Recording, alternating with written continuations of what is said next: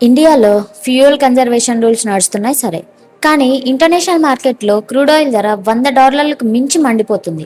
అసలు దీని వెనకాలన్న secret politics ఏంటో మీకు తెలుసా? First and biggest reason west Asia crisis.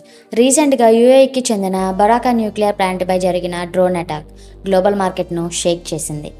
Iran ఇన్వాల్వ్మెంట్తో జరుగుతున్న ఈ వార్ వల్ల ప్రపంచానికి ఆయిల్ సప్లై చేసే రూట్స్ ఎక్కడ బ్లాక్ అయిపోతాయని గ్లోబల్ మార్కెట్స్ భయపడుతున్నాయి. Second reason OPEC plus countries politics. Saudi Arabia, Russia లాంటి పెద్ద పెద్ద ఆయిల్ ప్రొడ్యూసింగ్ కంట్రీస్ మార్కెట్లో భారీ డిమాండ్ ఉన్నా కూడా కావాలనే ఆయిల్ ఉత్పత్తిని అంటే సప్లైని భారీగా తగ్గించేశాయి. మార్కెట్లో సప్లై తగ్గితే ఆటోమేటిక్గా ప్రైజెస్ పెరుగుతాయి కదా. వీళ్ళ బిజినెస్ ప్రాఫిట్స్ కోసం గ్లోబల్ ఎకానమీని ఇరుకొని పెట్టేశారు. మన ఇండియాకి కావాల్సిన టోటల్ ఆయిల్లో దాదాపు 85% ఆయిల్ అనేది ఇతర దేశాల నుంచి ఇంపోర్ట్ చేసుకుంటుంది.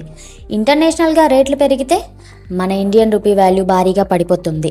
అప్పుడు మన దేశంలో డీజిల్, పెట్రోల్ వంటి రేట్లు ఆకాశాన్ని తాకుతాయి. అందుకే ఇండియన్ గవర్నమెంట్ ముందే గమనించి అలర్ట్ అయింది. మరి ఈ ఆయిల్ దేశాల మోనోపోలీకి చెక్ పెట్టాలంటే ఇండియా పూర్తిగా ఎలక్ట్రిక్ వెహికల్స్కి షిఫ్ట్ అయిపోవాలా? What is your opinion? Please comment.